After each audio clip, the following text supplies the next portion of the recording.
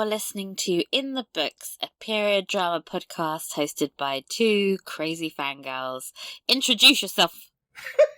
Command. I am Michelle. I live in the States. You can find me at Musings on Instagram and Twitter. And I'm Rita. I live in England. I'm at Annoying Rita on Instagram and Twitter.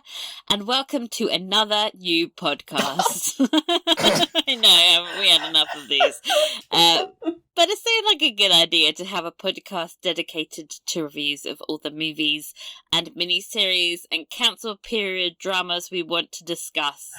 And boy, do we have a long list to get through. So here we are.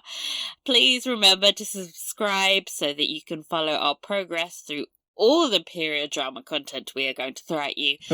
And where is this magical mystery tour starting off? It's starting with Persuasion! Yes. 2022 film directed by Carrie Cracknell. This is her feature film debut, having previously been a prolific theater director in the West End, and the film's screenplay is written by Ron Bass and Alice Victoria Winslow. Ron is an Academy Award, or has an Academy Award for writing the screenplay of Rain Man, and this is Alice's first screenplay, having previously worked as an actress. The movie is an adaptation of Persuasion, the last novel completed by Jane Austen. It was published on December 20th, 1817, along with Northanger Abbey, 6 months after her death. Now, the story concerns Anne Elliot, a 27-year-old Englishwoman whose family is forced to lower their expenses and reduce their debt by renting their home to an admiral and his wife. The wife's brother, Captain Frederick Wentworth, was engaged to Anne in 1806, but the engagement was broken off dramatically when Anne was persuaded by her friends and family to end their relationship. Anne and Captain Wentworth, both single and unattached, meet again after a 7-year separation, setting the scene for many humorous encounters as well as a second, well-considered chance at love and marriage for Anne in her second bloom. I didn't write that description. I would not have used second bloom. It makes me feel slightly gross. Let's see. Well, the novel was well received in the early 19th century, but its greater fame came later in the century and continued into the 20th and 21st centuries. Much scholarly debate on Austen's work has since been published. Anne Elliot is noteworthy among Austen's heroes, or heroines, or heroes, or whichever term you would like to use, for her relative maturity. As Persuasion... Relative is doing a lot of heavy lifting. Yeah. She's only 27. I know. God, she's like long in the tooth by then. As Persuasion was Austen's last completed work, it is accepted as her most maturely written novel, showing a refinement of literary conception indicative of a woman approaching 40 years of age. Persuasion has been the subject of several adaptations, including 4 made-for-television adaptations, 5 theatre productions, and quite excitingly for us, Michelle, an 80s BBC radio adaptation in 3 parts with Juliet Stevenson as Anne. If anyone knows how we can listen to that, please get in touch. Oh my God, because please. we love her. Yes. Obsessed. Yes. Anyway, the important thing to note is that this is the first and only theatrically released movie. Which is amazing to me. That's insane. It's crazy. So, what's your history in relation to Persuasion? That was accidentally rhyming. Sorry, guys. Well, I was introduced to Austen fairly late in life. I was in my 30s the first time I read any Austen. And I'd seen some adaptations, but what really sucked me in was, of course, Pride and Prejudice. Pride and Prejudice, Yeah. the adaptation with Matthew McFadden.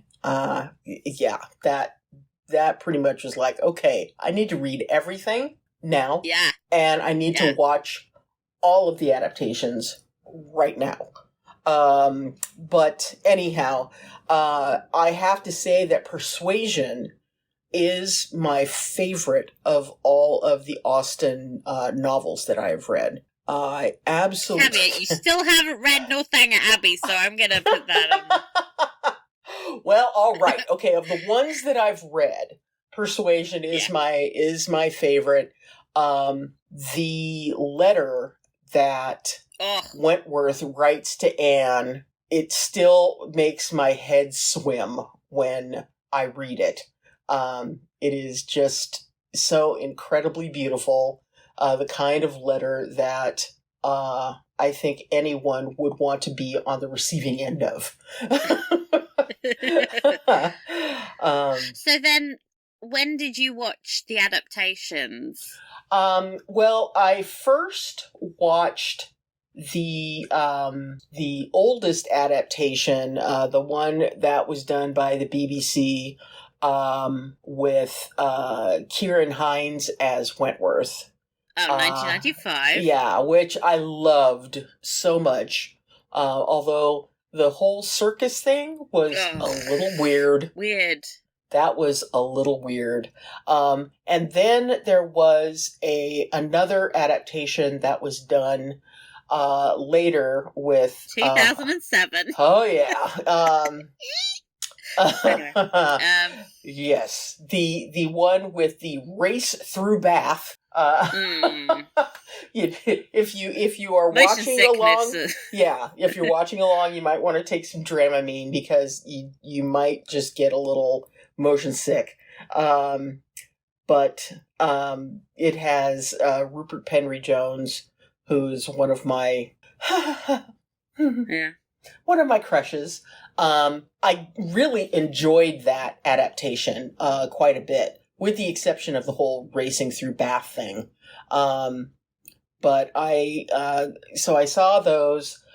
In between, I'd read the book, and then after the 2006, I listened to the audiobook, which is read by Juliet Stevenson, and is magnificent.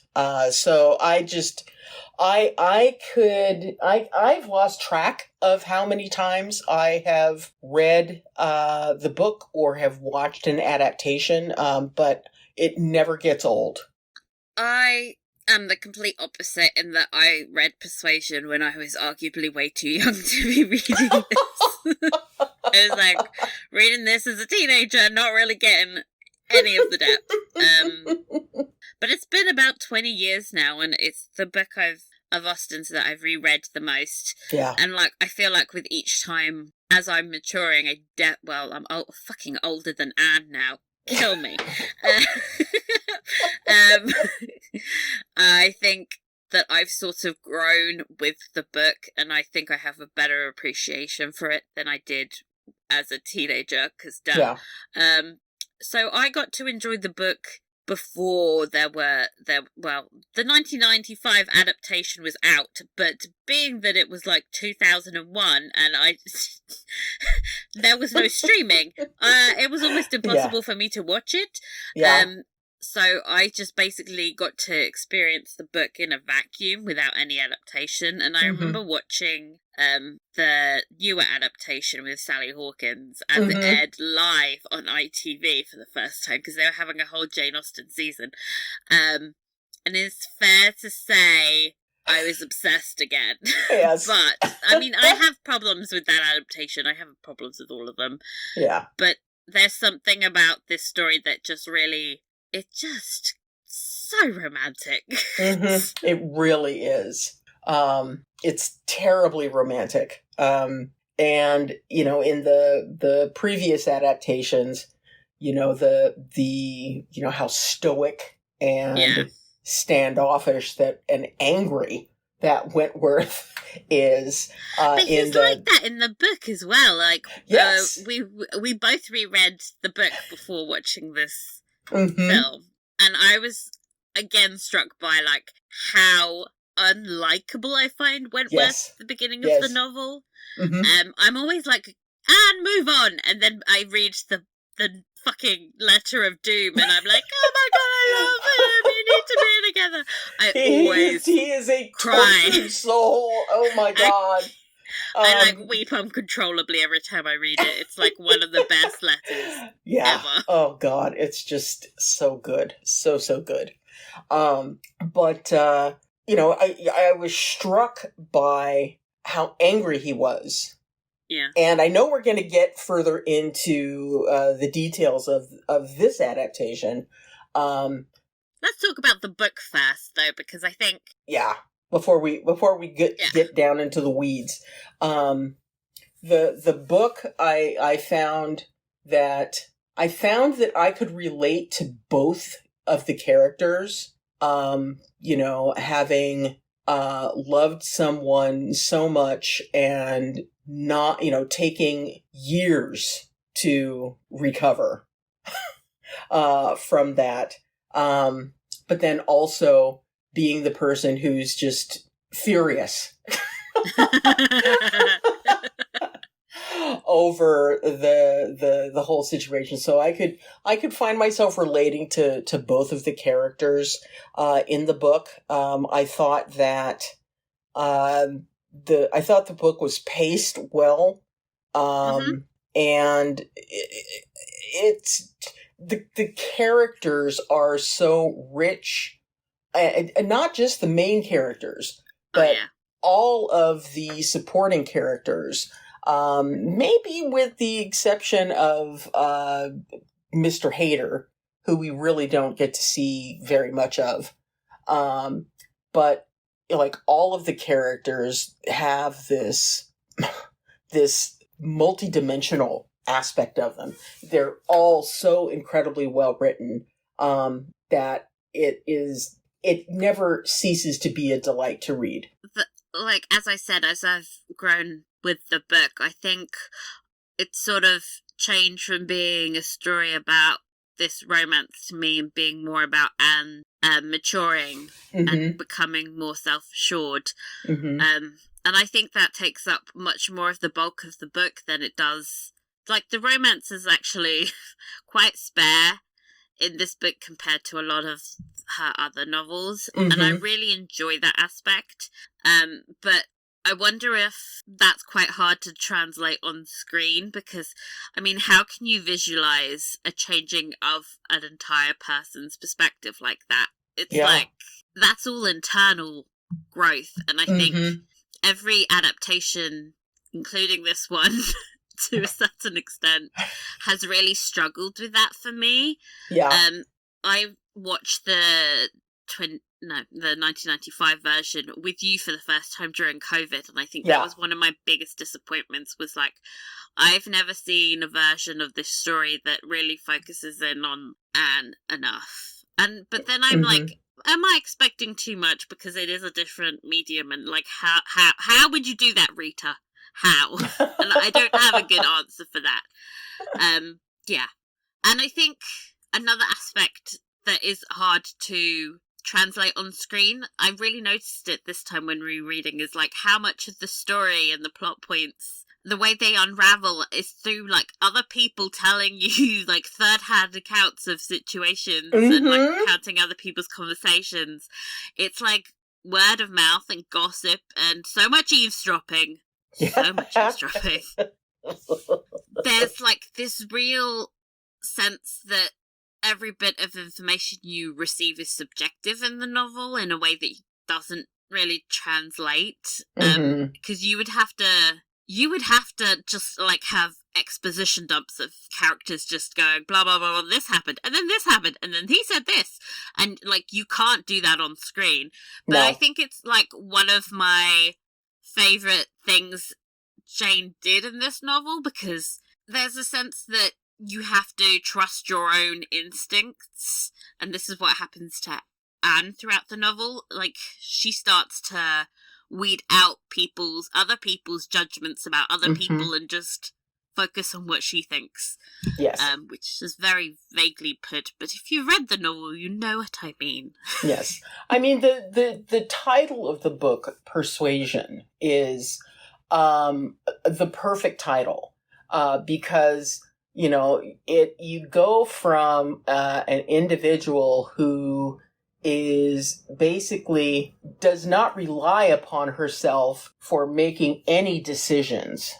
She is swayed by the thoughts and opinions of other individuals. And over the course of the story, you see how that shifts and she becomes more and more comfortable with, her agency and her willingness to basically say, y'all piss off. I'm going to go do this. And so, it is just, oh God, I love this book so much. And it's interesting you said that because Jane didn't actually get the opportunity to name the book. The title was chosen by her brother because... Really? Well, okay. Well, she finished it right before she got really sick. Oh, man. Unlike her other book, she didn't really get a chance to go... This was basically the first draft. She would go back and she would heavily edit and change her work over a period of years. She never got an opportunity to do that with Persuasion. And I think you can kind of tell in some parts because some of the transitions from settings can be a bit clunky. But for the most part, when you think this is a first crack of a book and it's like an instant classic that people love and adore, it just shows you what a genius she was. Yes, very much so. Another thing I really enjoy about this book more than some of her other works is I think it really tackled how rapidly society was changing, especially at the end of the Napoleonic War when you've got... Sir Walter does lament the fact that the Navy, at the beginning of the book and in this movie, bringing persons of obscure birth into undue distinction. Yes. But also just because they're ugly. Yeah. Weathery, leathery men. Yeah. But it's such an interesting time, the beginning of the 1800s, because, farming was starting to become less profitable, and the landed gentry that had held state over most of England were starting to lose all of their money, and these people of lower class were starting to marry in to their station. So it's such an era of flux, and eventually we'd go into the Victorian era, which was even more dramatic because of the Industrial Revolution. And Austen is really sort of capturing this moment in time, where the gentry, Sir Walter, clinging on to their peerage, reading their little peerage books, looking for their little names, and losing all their money. And God. And she's written all of these Navy officers that are really interesting and accomplished and actually doing something with their lives other than just basking in their own beautiful glory. It's right. You can see she was on the right side of history there. Yes. Oh, yeah. Really, really cool. What did you expect from this adaptation? Because I know I have a number of friends who are in the book club that I've participated in off and on for many years, and Persuasion was the book that they most recently had a discussion about. And they had some pretty clear opinions about this adaptation. But what did you expect from it? Well, when they announced they were making another adaptation of Persuasion, actually, they were making two. What? Yeah, there was a period last year when we could have got two Persuasion movies because they announced they were filming them within weeks. The other Persuasion film eventually fell apart and they couldn't get funding. Probably because Dakota Johnson is just a bigger star. Yeah. When they announced they were making this, I was like, dear Lord, why? Why do we need another Persuasion adaptation? We don't need it. We have enough. So Someone make Northanger Abbey, I beg you. Anyway. But when the trailer hit, I realised they were going for a far, funnier, light-hearted version of the story. And that actually excited me because I don't think there's much of a point in making the same damn movie for the third time. Yeah. Give it a fresh twist, go for something new. And I think this kind of irreverent take is not for everyone, but I think it's worth trying something new with this. Yeah. Because I feel like otherwise the genre is going to get really stale and irrelevant to people. Yeah. Yeah. What did you think? Well, I was worried, initially because, all of my experiences had been with, angry Frederick and heartbroken Anne and how that all comes together, from the standpoint of there is a whole lot of burn that is happening in the traditional adaptations that we've seen, where, you have this individual who is tormented by, seeing this woman who he has loved, for all these years and would have been with, but for her being persuaded by, her lady friend. Damn it, Lady Russell. I know, Lady Russell, go be busy someplace else for a while.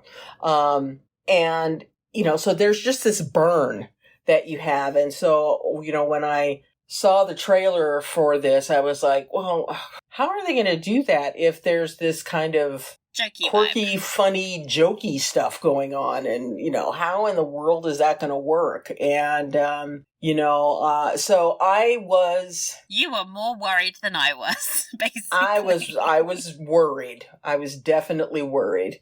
I will say that I wound up, because Rita watched it before I did, and she told me that it might be good to have a glass of wine for the lulz. Yeah. And I decided that I was going to go into this thing sober as a judge. Aww. And so, but, I'm glad I did, because it was really entertaining as all get out. Yeah.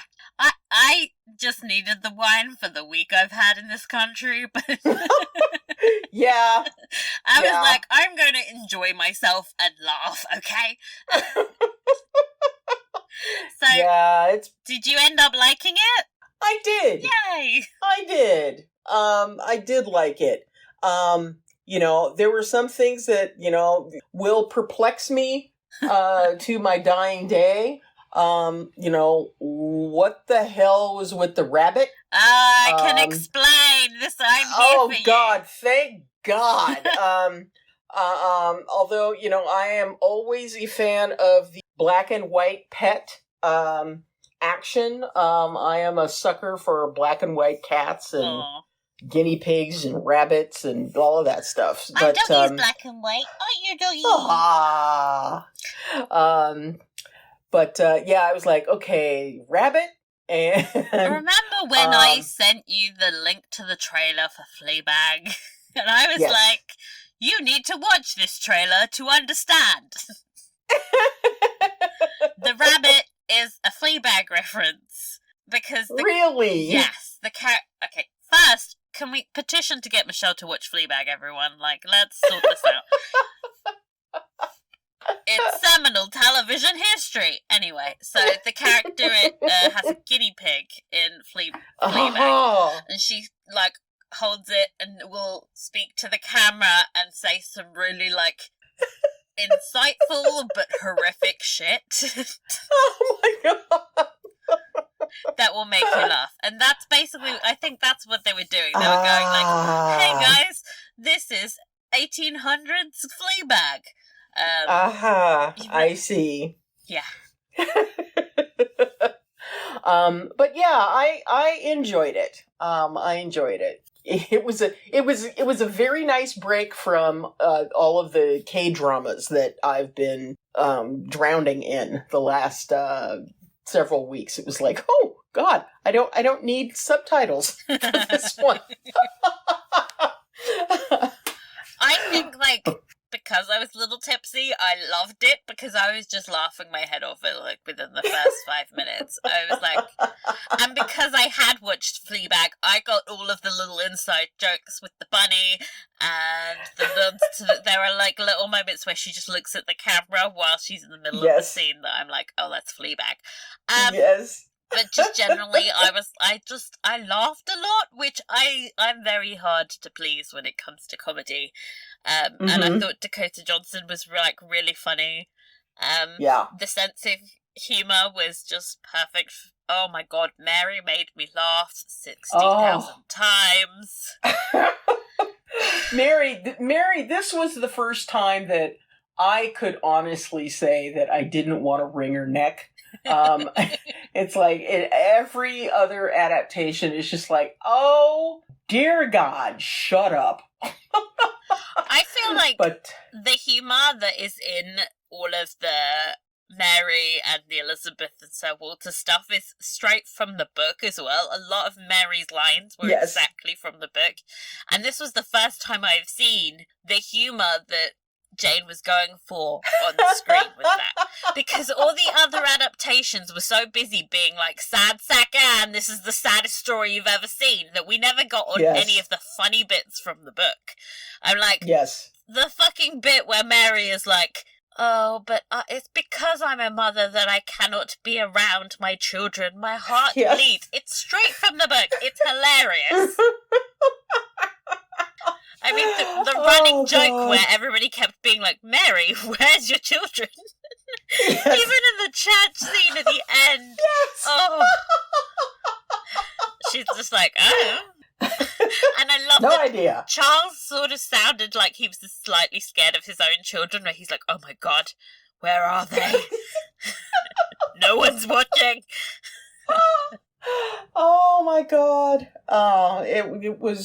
It was a lot of fun. It was a lot of fun. And, I found that, there were things that were left out of this adaptation. Yeah. But something? It worked just fine without them. Did you need Mrs. Smith? Did anybody need... I don't think I needed Mrs. Smith in the book, to be honest, Jane Austen. What the fuck was Mrs. Smith... Oh, by the way... When I was in Bath, I decided to go to all of the locations in the book because I'm a loser. I stood outside Mrs. Smith's, like, the apartment she would have been at, and I was like, oh, she ain't that poor. All my life I had thought she was like this destitute, starving lady, and it turns out she was just upper middle class. Yeah. It's like, oh my God, Mrs. Smith, I do not feel that bad for you. Sitting around gossiping about people. Ugh. Seriously. But yeah, didn't need Mrs. Smith or any of that craziness. No. And I was perfectly happy with the way things ended for oh dear Lord. The heir. Mr. Elliot. Yes, Mr. Elliot. I was fine with it. I mean, it was like, hey, love is love is love. All right, go for it. I'm sure Sir Walter had some thoughts and feelings about. He looked pretty happy at their wedding, though. I was surprised. I would have thought he would have been a bit more annoyed, but he was like, okay. Yeah, same here. But it's like, all right. Fine, but it worked out just fine, and I think it's an example of how you can eliminate some things from the story in order to make sure that you're being true to the core of it, And I know that I remember when we started getting deeper into the Potter series. And they were having to eliminate certain storylines just to, keep the movies a reasonable length. And there were so many people that were angry about the fact that the whole SPEW storyline was, Nobody needs was eradicated, and, this, that, and the other thing. And it's like, that's what you need to do when you've got these, huge books that you need to try and fit within a specific time frame. And I know that we will probably wind up having some people go, but wait, when you're talking about Poldark and how, we're hypocrites. We know we're hypocrites, okay? Yeah, exactly. It's like, I'll take a little bump for the team on that one. However, this is a movie. This isn't a 10 episode series, okay? There's difference.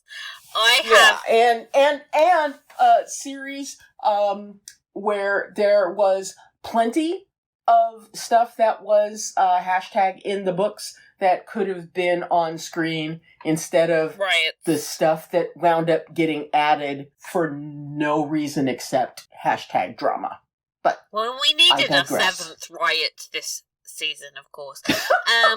Exactly. I think what this movie did really well was it really centered the Anne and Wentworth romance so brilliantly. Yes. Like, I was in. Oh, yeah.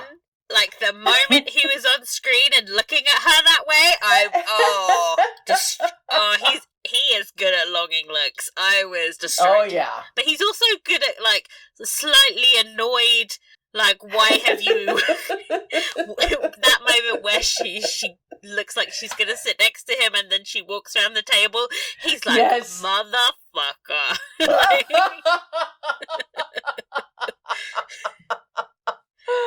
Oh my God. This version of the story, like, I sort of look at it as like an alternative universe version of Anne and Wentworth, and in this version I think he's so much more emotive because he's able to be, and there's like, it's really, really satisfying watching him.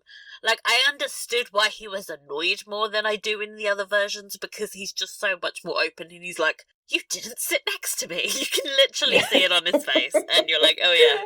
Yes. Brilliant. I love him. I really liked the way they incorporated his position in the Navy more in this version of the story, because it's always like something they tag on in the other two versions, and I think having it be so central to his character and his life makes so much more sense to me, because Anne says it's like the thing she likes about him is that he has this purpose and he's really good at being a sailor. So, and in the novel and in the other adaptations, he's given that life up and he's essentially just like a rich dude out on the streets, hooking up with people.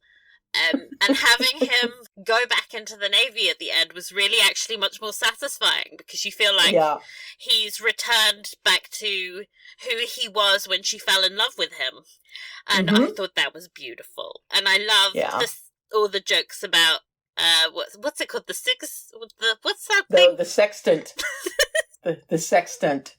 So many jokes about that. Yes. And I would be making those jokes, so I relate. Oh my gosh. What did you think about them? Did you squeal? Was it cute? Oh, I thought it was lovely to see them both, getting to the point where it was like, okay, let's try to be friends. Yeah. And, and it's like, they're putting the words to it, and, it is sounding, it's sounding okay, but you can still see that there is just this longing on both of their parts for them to just say, screw this friendship thing, I love you, I want you, and the way that we get to where poor Frederick, finally, and seeing her being wooed by Mr. Elliot, he finally gets to the point where it's like, okay, that's it. I'm going back to sea. All right, I'm done. I always find that really hilarious, because I'm like, you were courting Louisa, Frederick. How dare you? I know, right? You hypocrite. and so it's like, of course she's gonna wind up trying to find some happiness, when you are all over Louisa. Yeah, I thought that they were absolutely lovely, and when they finally reunited, and I saw your post on Instagram where you were on the gravel walk. Yeah. And when they finally reunited, and when she first started running, I was like, oh, hell no. Not another run through Bath, damn it. She slows down, it's okay. Yes. But when they were finally reunited, oh my gosh, big time swoon. And it had nothing to do with vertigo. That was just a big old swoony swoon. When they finally reunited, it was lovely. And it's the same place that they kiss. Well, I don't know if they kiss, but they get reunite in the book. And I thought, like, for all the shit people have been giving this adaptation for not being like the book enough, it's actually the only one that has had them reunite in the same place. The other two, they're out kissing out in these streets. At least Gravel Walk is very secluded. There's yes, trees on other side, so they wouldn't be causing a scandal. Not that they should be kissing out on these streets anyway, but seriously, if they're gonna do it in Gravel Walk. Apparently, it was like the lovers' lane of Bath. By the way. Oh, ooh, well. I don't know what you was. Bow chicka wow wow, guys. I don't know what they were doing in those trees. Oh my gosh. But other than the romance, I thought I really enjoyed. Oh my god, so many amazing minor characters. I think the Elliot family in particular. That scene where Anne's slightly hungover and Sir Walter and Elizabeth are just screaming, "I'm experiencing joy!" Just yes, amazing. Oh my god! I always think to myself that the actors that are given the role of Sir Walter, they all must just be leaping up and down with joy. Well, it's just confirmation that they're handsome as well. So yes, to play this truly walking definition of vanity. That we have on printed page, and this was no exception. Absolutely love the scenes where he's looking in his peerage book, and that's so good. And as you're kind of panning around the room, you're seeing portrait after portrait after portrait. There's one shot man. of him sitting on a sofa, and there's 5 pictures of himself around him, and it's perfect. Oh my gosh, it's wonderful. And when they're talking about having to retrench and reduce their spending, and we give charitable to the giving, and it's charitable giving is like, are we still doing that? That needs to stop, and it's like, oh my god, I love that. Oh, but like I said earlier, this is the only version of this that's made me laugh out loud, side splitting. It might have been because I was slightly drunk off the wine, but I just found it really, really funny, their performances there. Because I think because the tone of the whole movie is lighter, it makes it easier to laugh with them than when they're serious business. Yes, and it's and you are given permission to laugh at the absurdity, of them all. Whereas in previous adaptations, you're really not so much laughing, but more like, oh my god, you people. Yeah. I don't think Jane was ever that. Obviously she's being quite judgmental and sending up an entire class of people, but she's also not shitting on them to the extent that she wants you to hate these people. She wants you to laugh at them, because I think laughing at people gives them less power. That's the whole point. Yes, absolutely. That's the whole point of most comedy, really, is to laugh. Mm-hmm. And I just love it. Like the moments where Elizabeth is being openly hostile. And being like, I care so little of your opinion. Just and because Anne is more self-assured at that point, she's just like, yeah, I don't really care what you think either. And it just makes it funnier rather than, oh my god, how dare they treat her this way? This poor I'm not really a big fan of how incredibly downcast they've previously made Anne. I think she has a lot. She doesn't care as much about what her family thinks as she maybe would in a traditional family. Like, she's just like, ugh, they're people I put up with. One of my favorite lines is when they're talking about Mr. Elliot, and they're like, oh, you must hate him for the embarrassment he's put your family through. And she's like, actually, it's one of my favorite things about him. Yes. And I'm like, yes. That's the kind of Anne that I enjoy. Yes. Lady Russell. Ooh. What did you think? Well, first, I enjoyed the fact that they cast a black Lady Russell. Yes, me too. There's something amazing about having the most poised, glamorous woman in this.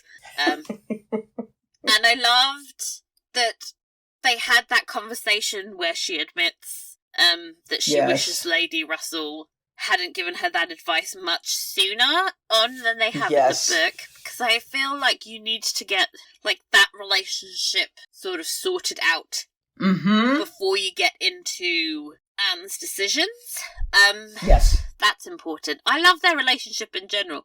I know a lot of people hate Lady Russell, but I've always thought her advice was actually, don't kill me, quite good, because... Well, no, her advice was sensible. Yeah. At the time, Frederick was, a sailor with, like... No money. No money, no prospects. What are they gonna live on? Like, is she gonna starve? Yeah. Exactly. And so, no, I mean, it was sensible advice. And, I totally agree. Having them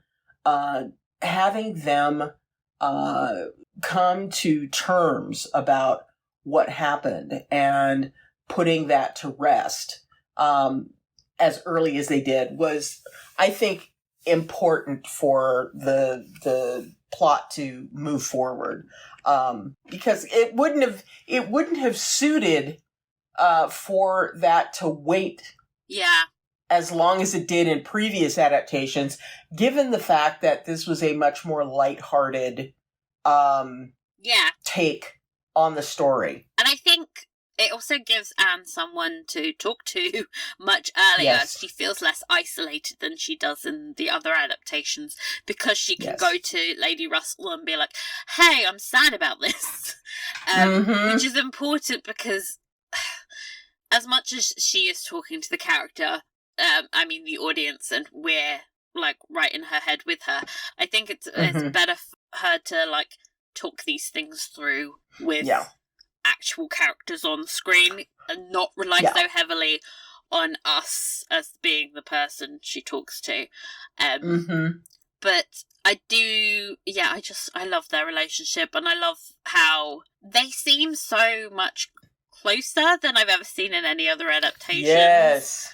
There was always like this cold distance, which I never got from the books. I mean, Anne may have regretted listening to Lady Russell, but she never resented her or anything, and I think she still like loved and enjoyed her company. Right. But there's this sense in the other adaptations that she's like resentful. Like, I don't know if they're trying to go for that, but that's kind of the vibe that ends up happening because she comes to the realization so late. It's like, it always paints Lady Russell in a bad light, which I don't think is what Jane was going for when she wrote the novel. I think because the way she explains it internally is like, I do not resent Lady Russell is like the first part of her setting this out. She just wishes she had trusted her own instincts more. Yeah. But that's never clearly explained in the previous adaptations. No. I also liked that Lady Russell was like, okay, well, it's been 8 years, get over it. Because that would be everyone's reaction to anything, wouldn't it? It'd just be like, okay, you're crying in your room, it's been 8 years, Anne, please stop being so Come on, mopey. Anne. Come on. Let's stop this now, okay? No, I really liked the relationship and how their relationship was resolved. And I love the fact that, Lady Russell, you basically said that, she hasn't wanted to get remarried, and she has plenty of adventures on her her trips on the continent. Love that like, for her. It's like, you go, girl. I love that for her.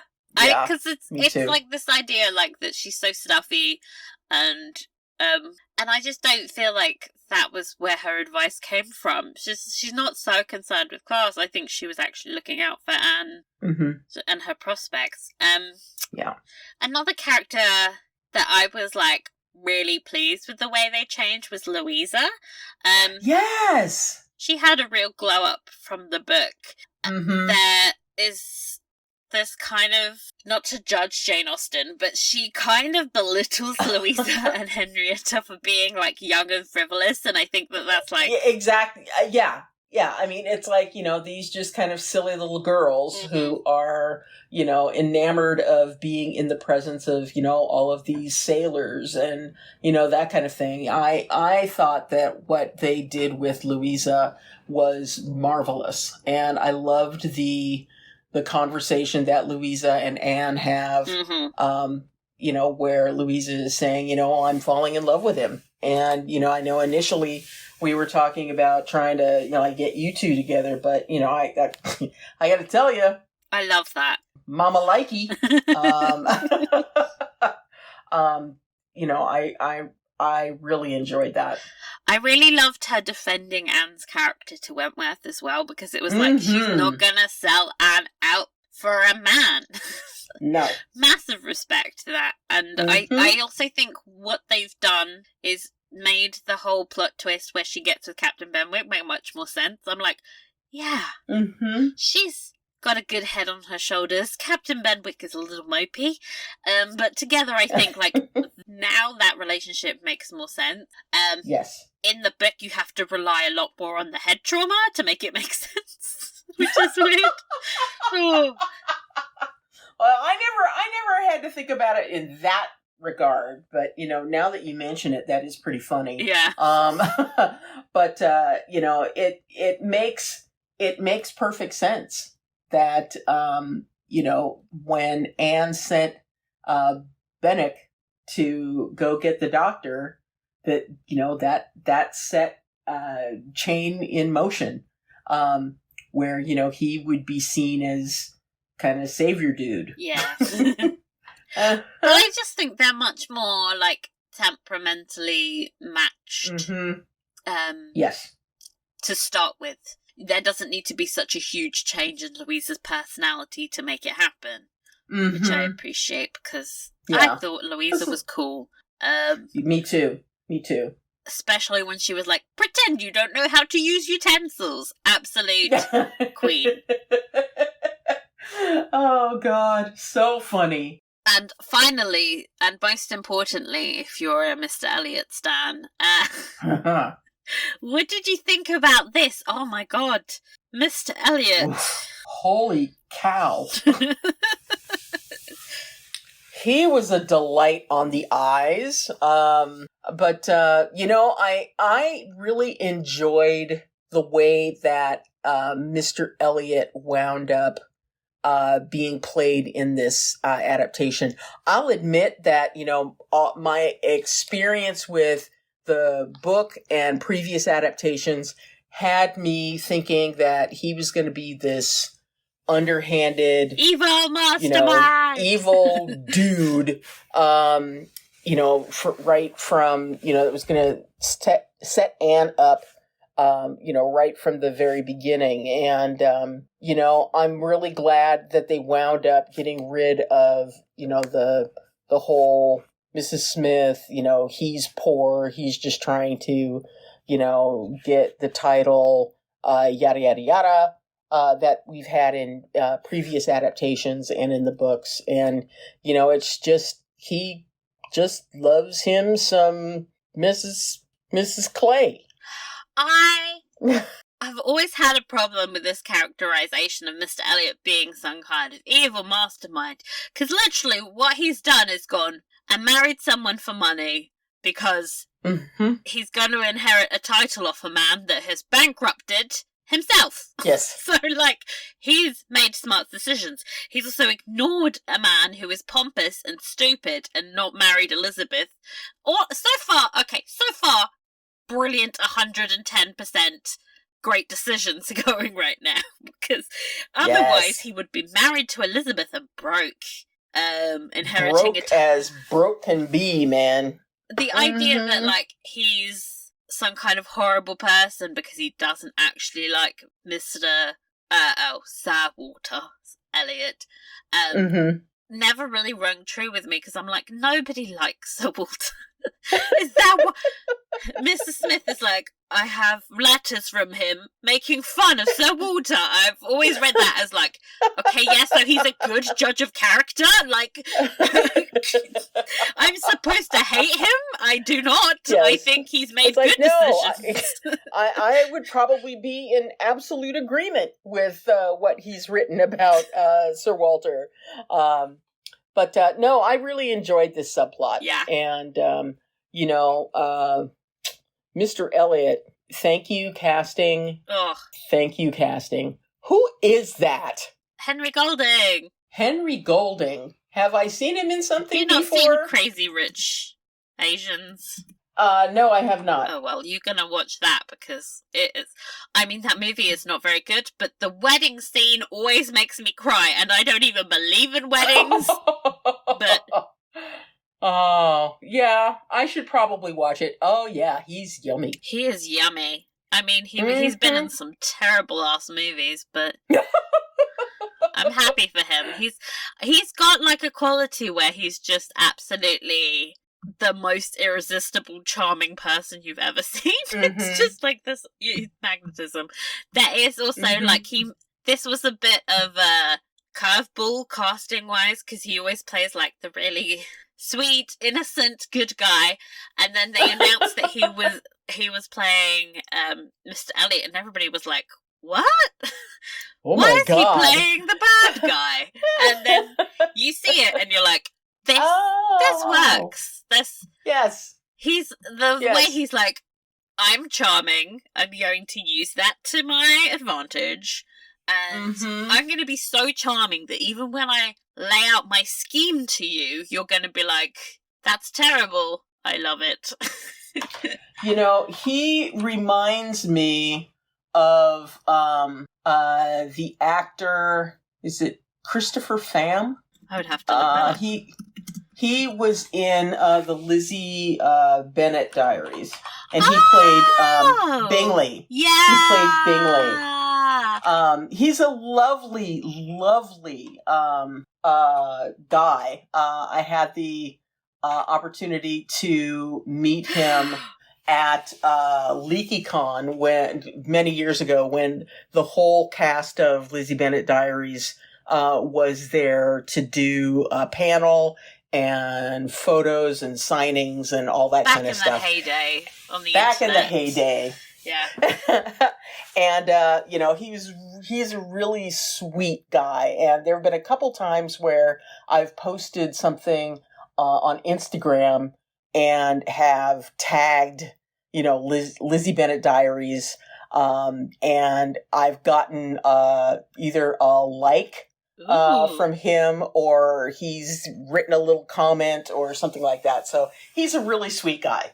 And so he reminded me of the actor that plays Mr. Elliot in this one. I was like, that's not him, is it? No. No. But unless he suddenly developed a British accent overnight, that would be... No. Suppose acting is involved, but still. Oh, okay, I have to correct his name. It's Christopher Sean is his name. Yes. That sounds way more white. Okay. Yeah. Anyway. So we talked about this briefly, but what are some of your favorite performances? I really liked the scene between Louisa and Anne when they're on the walk. Loved Mary. Mary deserves an award for this performance. Seriously. Mia McKenna Bruce, we're gonna campaign for that Oscar. She was great. I've never really seen Dakota outside of 50 Shades. I've never watched. I've refused. I refused to watch 50 Shades. Any of the movies. And so I was very pleasantly surprised with her performance. She's a good actress. With an unfortunate start in the career. Yeah. I like her.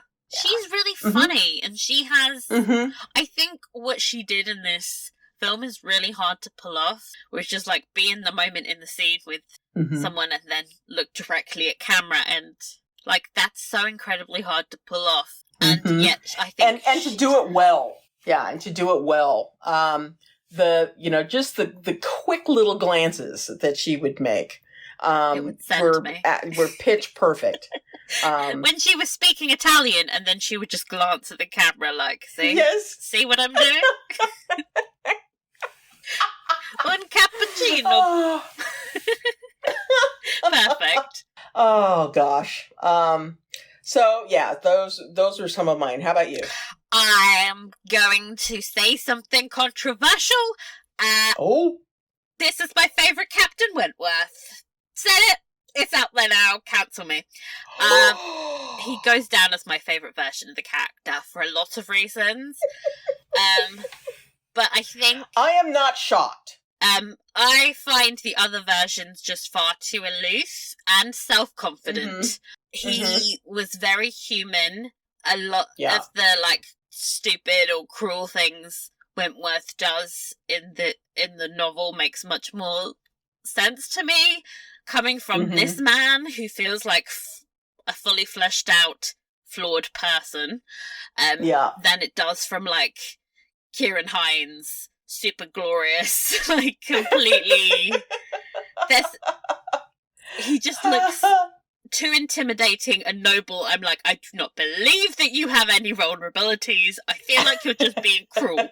And then Rupert Henry Jones is far too clean cut to look like he's lived on... this, at least with this Captain Wentworth, you're like, you've been on a ship for 7 years? I believe it. Yeah. He looks slightly fucked up. I love the fact that, he wasn't this, super, uber toned. Yeah. Perfect features, the whole 9 yards. He was lovely. He really was lovely. I think I'm attracted to the vulnerability in him. It's the same thing that gets me about the newer version of Darcy that we got. Because so often with Austen heroes, they feel like they have to be this Adonis figure of stoicism. And you're like, no, what we want from you as a man is to be emotional. We don't just show that you care and that you're invested in this relationship. And he really does do that in a way. And I think the way he's written also really helped inform that performance, because he's able to express himself much more than... He's just got more lines. That helps. Yeah. Yeah. I know that's going to get me so cancelled. I don't care. He's great. No, he was fantastic. I thought that he did a really great job. I'm looking at photos, of course, in the Google machine, and he's got a great face for doing any kind of character acting he could want. But I love the fact that he was able to stand up to this character, and do it well. He's like this. He's got a odd face, not in a mean way, but it's like a handsome odd face. It's like, yes, I don't know what happens to some British men, but it's like, I don't, like, how are you attractive? You should not be attractive, but you are very, very attractive. Like, it doesn't, like, if there was a, you know how they do those mathematical equations about the perfect face, he would not pass any of those tests, and yet it works. Yet it works. It works. You know, and of course, I mean, for you, there was the floppy hair. Yes! His hair was 10 out of 10! Floppy hair. It helped that he was never in a silly hat. Oh, gosh. So, yeah, I really enjoyed his performance. And, like, shout out to Richard E. Grant for making me laugh so hard I nearly snorted wine out of my nose. Oh my lord. And like, can you imagine he had to sit for those portraits? Like, that's a performance in and of itself. Oh my gosh. I just remembered that there was that scene where they're listening to the opera singer, and Dakota Johnson has that one tear slowly rolling down her face, and it's like a 20-second long shot of the tear rolling down her face as we zoom in. And I was like, how is she doing that? I have so much respect and appreciation for the individuals that can do the slow single tear. The slow single tear. It just kills me. Like Denzel Washington in the movie Glory when he's being whipped. And he's just staring, and just this single tear. Remember when Carl Soller did it in the episode of Poldark, where it's just a single tear rolling down his cheek, and everyone in the cast was like, how did he do that? And that's why he has the Olivia, bitch, yes. Yes, indeed. So, favourite scenes, I have so many. I think my absolute favourite scene of the whole thing, and I went back and rewatched it a minute ago because I was so obsessed. You know the scene where he comes and finds her before she goes swimming, and he asks her to be her friend. I think it's it's quite a long scene. It's like 6 or 7 minutes long. It just. It was written really well, and I think as an insert into the story, it works on so many different levels, and it helps the romance. But I thought just the acting was spectacular, and the way she keeps looking at the camera like, hey, are you watching this? I think he's into me, was fantastic. But I also liked the bit where he goes, okay, good talk. Good talk. Good talk. Where he's like, don't know how to finish this conversation. Love. And he's like probably saying to himself, Frederick, don't fuck it up. Don't fuck it up. Don't fuck it up. Yes. Octopus Dream. I mean. Yeah. I love the octopus. Also, what was funny is, as she was describing the dream, I was thinking, like, oh, that's obviously an analogy for the way that you are your own worst enemy. And then Mr. Elliot said it out loud, and I was like, oh my god. Am I the Mr. Elliot of my own life? Oh, Lord. And then when the cousin joins in, like, oh, I had that same dream. Yes. Oh, God. I just love how they're all looking at her like, will you shut up? Well, somebody had to say something, quite frankly. Oh, of course. That was some scary long silences. Uncomfortable silences. And then she speaks up about octopus dreams. It's like, well done, Anne. Also, her dreams are slightly nautical in nature, which is... Yes! Perfect. See? She's meant to be a Navy wife. How about costumes? I actually quite enjoyed their take on the period. Yes. It wasn't like anything too over the top fancy, but it was kind of like how I imagined the 90s. Take the but do you know what I mean? Like 90s aesthetics in the Regency era with the beret and like all of the white shirts over dresses. Like it was just very preppy. I loved it. Yeah. Yes. Yeah, I thought that they did a great job with the costumes. I thought that the kind of roughness of the naval officer uniforms was really well done. It's like, no, they're not going to be perfectly, Steamed perfect clean. white and crisp and, all that kind of stuff. They're going to be tidy, but they're not going to be, like straight out of the dry cleaners. Yeah, because you're wearing that shit for months at a time. Exactly. And like next to, you can sort of see the difference in stations just by the costumes, because like next to that, Anne's little outfits looked very prim and proper and perfect. I really loved, she had this like long green velvet coat that was like a really beautiful colour on her. I think the one thing I kept noticing was how much makeup she had on. Oh my god. Yeah. There's the scene where she reads the letter in, you can actually see, like, you can see the mascara, like, running down a little bit of her face. I was just like, oh, this is not good. This isn't, no. No. Yeah, it's like, this is not Bridgerton. Stop that. Oh, what has Bridgerton wrought? Oh God, there could be dissertations on that for days. It could be a whole book, with lots of essays in. Locations, I really like the way they did the title cards with all the locations. Yeah, Upper great Cross. big giant. Yeah, Bath. I thought that was great.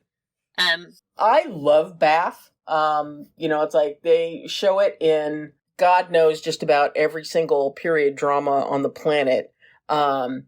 I think that it's got such an iconic visual of, just that semicircular row of the townhouses. Yeah. Yeah. It's just so striking.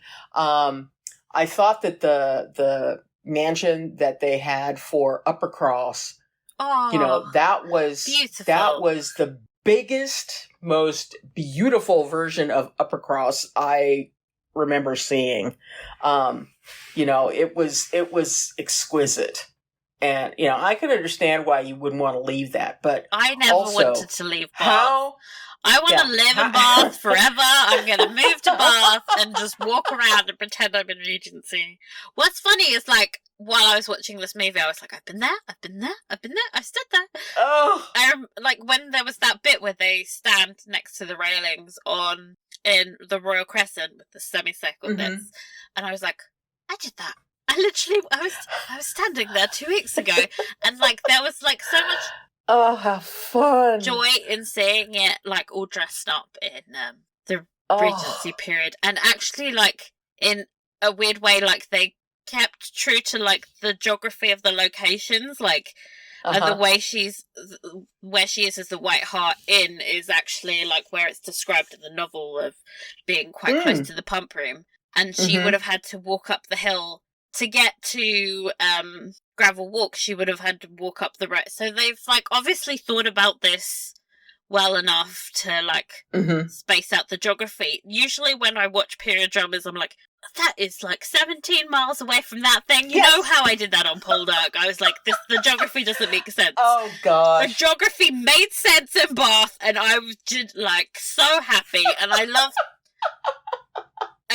how they, like, shot it as well. Like, it was very, like, white and stark compared to the, like, green, lush locations of Upper Cross. And then, like, the sea was so blue. It was, like, very purposeful. Like, these are separate places, damn it. Yes. I thought that just visually it was very striking. And it's a first-time director, and I think they did really well.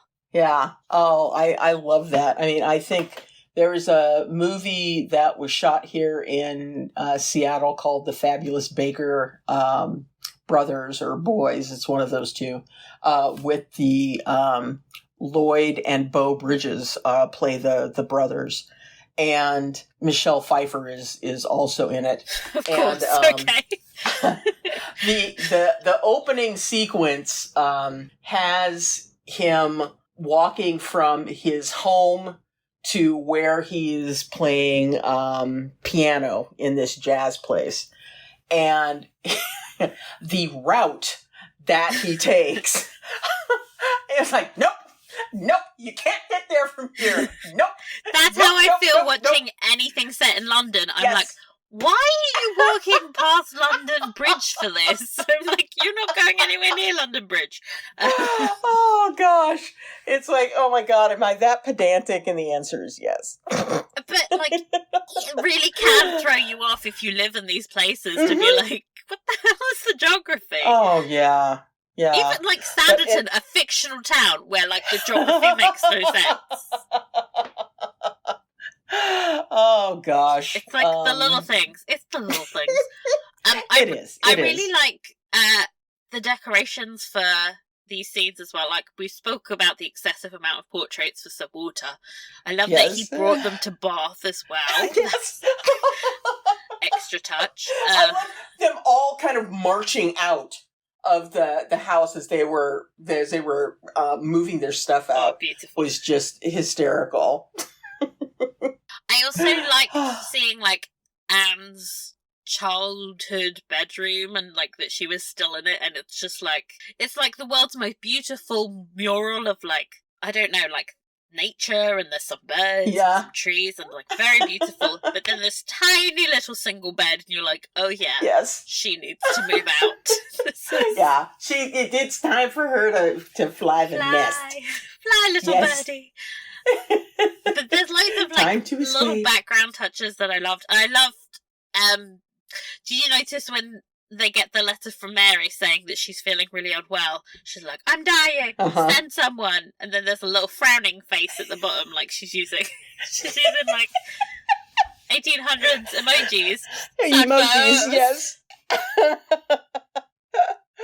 Oh gosh, yeah, this was really just such an enjoyable hour and 45 minutes of television. It really was. This made me lol.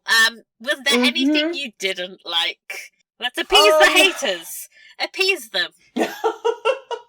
I can't think of anything. Sue me, haters. Just sue me. I do think some of the dialogue edged into cringe here or there, but it's nothing that really ruined the whole movie for me. Like, even if I didn't like a line or two, it was outweighed by the amount of times I got to, like, giggle at something silly. Mm-hmm. I'm very easily appeased.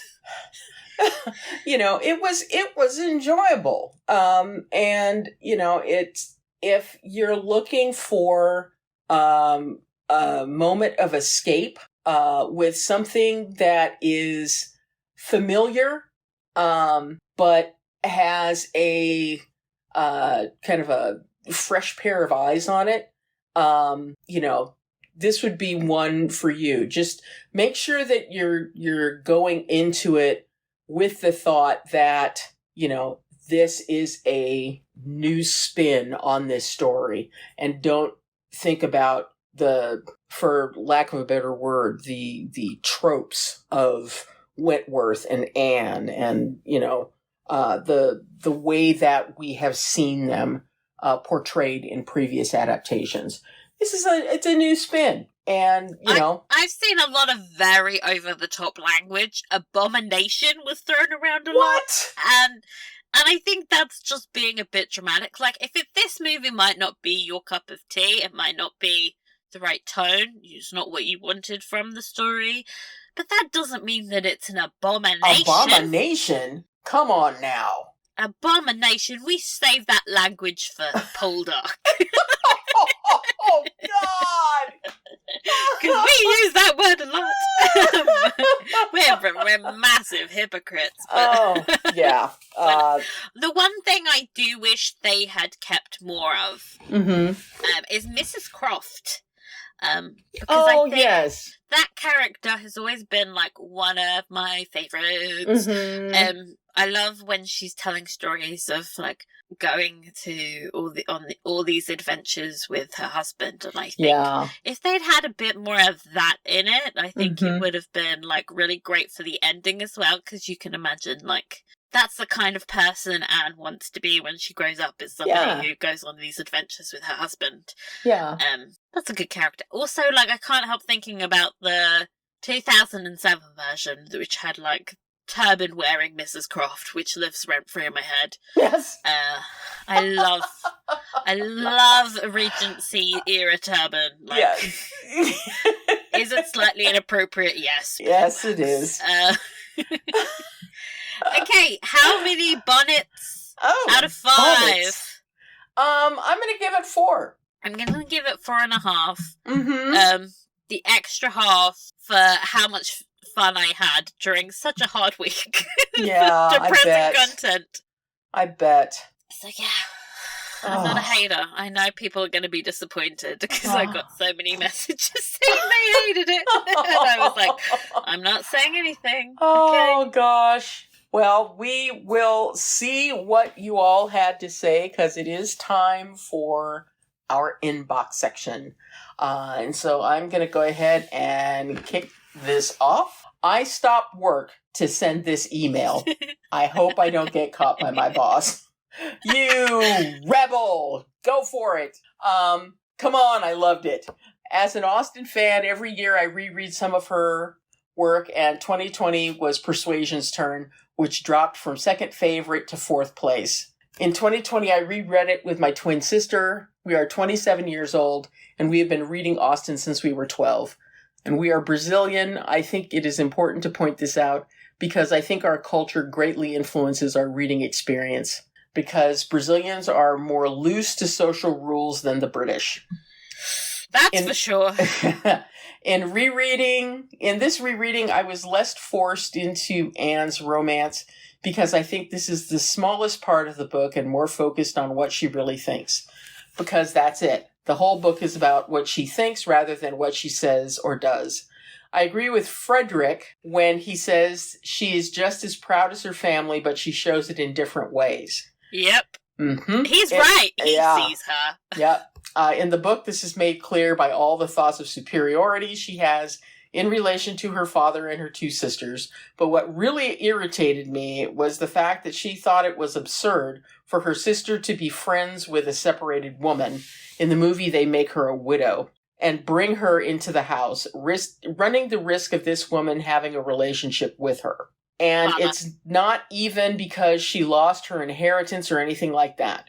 It's just social class proud, which I understand socially was a big thing for England at that time. So when the movie came out and they put the thoughts and disdain that is in the book into Dakota's mouth, I loved it. Because she still doesn't talk to people. She still thinks she's cute and requests. But we have access to what she feels and thinks when she breaks the 3rd wall and talks directly to us. Because I think that deep down, Anne is a person who likes to please others, doesn't like confrontation, and that's what brings her great regret in her life. Not to mention, it made the movie funny and not dark at all, because I never really understood why all the Persuasion movies were so heavy and lacking the grace and sarcastic humor that I love in Austen's writing. From Morgana. Well, she's gonna love this podcast. That's basically what we said. The book isn't as dramatic as the movies. What do you think about her comment about Anne's pride? Because I agree. Oh, I do too. There's this element in Jane Austen fandom where Anne is perfect. Anne can do no wrong. She is right about everything. It's like, no. Jane would never write such a flat character like that. Anne has just as much pride as her family. I think that's perfect. Next email. Hello, long time no email. Be careful what you ask for. Oh, Lord. Okay, here we go. Painful is the first word that comes to mind. To be fair, I'm not a Dakota Johnson fan. I only liked her in The Peanut Butter Falcon, What? and I think that was just because the rest of the movie and cast was so good. Her delivery never does it for me, but also to be fair to her, I'm not sure a young Meryl Streep could have carried this film. Ay. Overall, they modernised the story too much. For example, I'm not a fan of Austen and talking to the camera.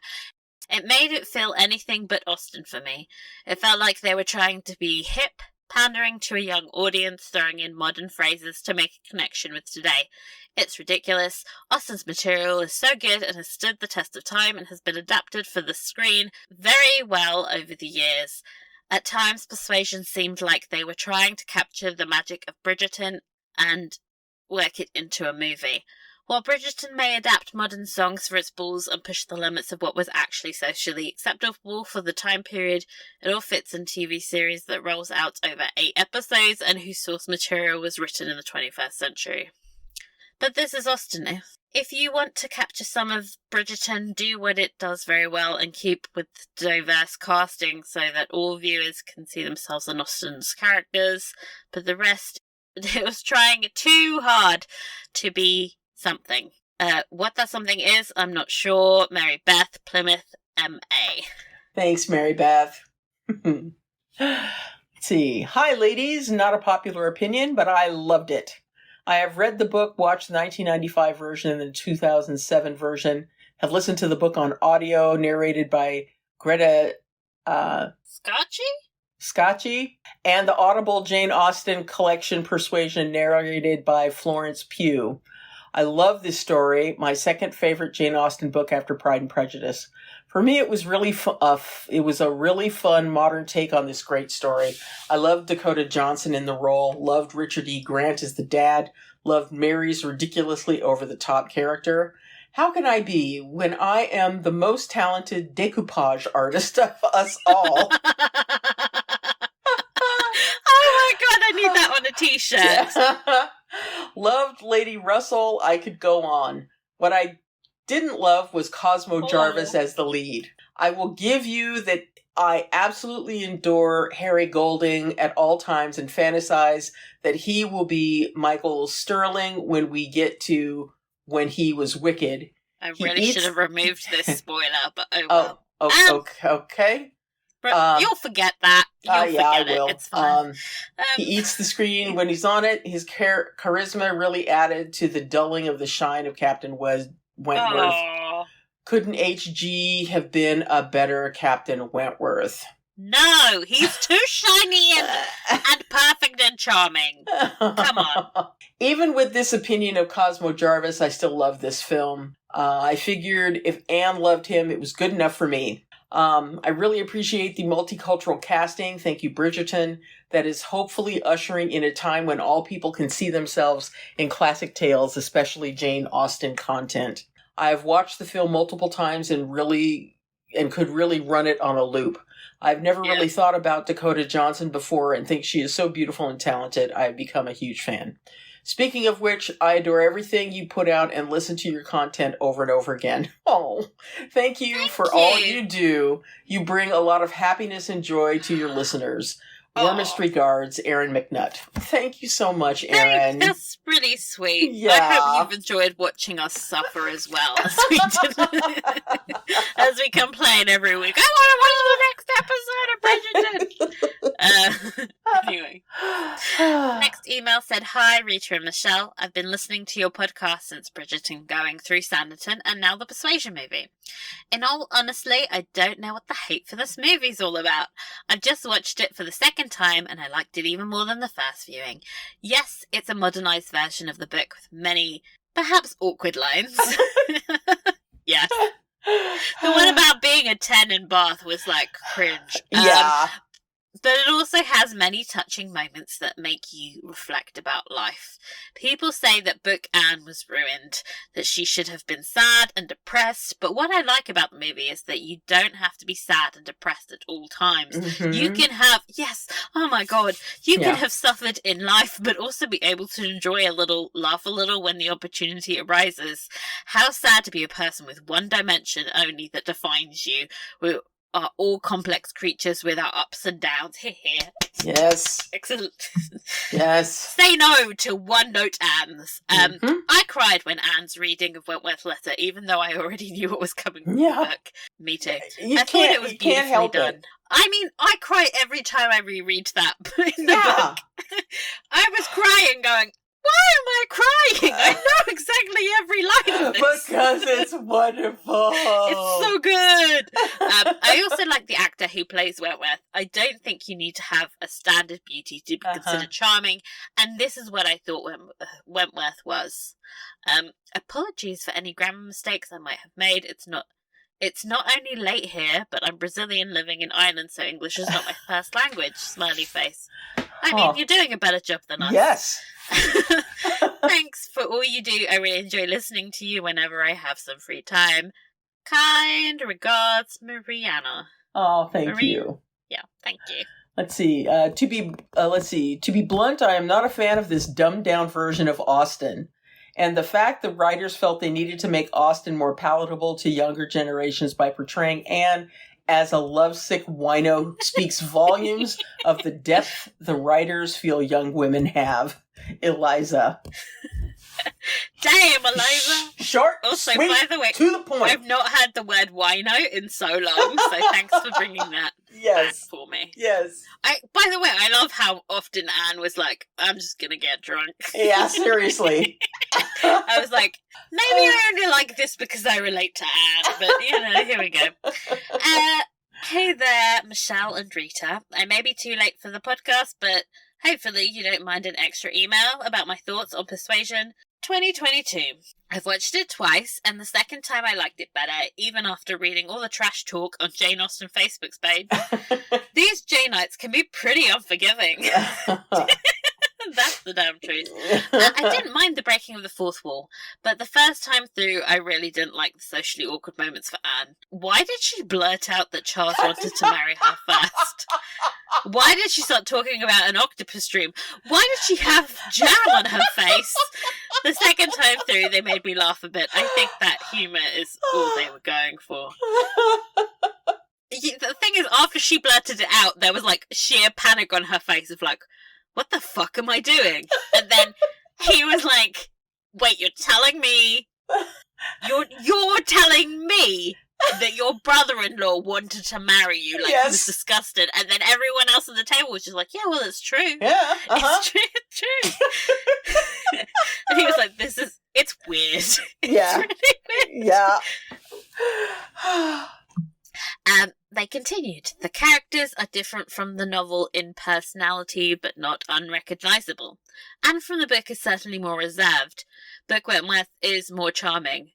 Mr. Elliot in the movie was more forthcoming and likeable. Mary Elizabeth and Sir Walter were over-the-top narcissists, but that's not far from the book. True. Nope. Lady Russell and Louisa were interpreted a bit different than I have seen in other adaptations, but their characters in the book, I don't think, are so distinctive that you can't believe this portrayal. The dialogue was not Austen, but it seemed to be dumbed down for a modern audience. A 5 here. It's a 10 at Bath. Oh, yeah, that line is cringe. Again, trying to get a laugh, but also making sure we know what everyone's motivation is. Not suitable at all. Not subtle at all. The costumes were just okay. If you aren't going to be period accurate, can you at least be more interesting? How dare you? The beret was adorable.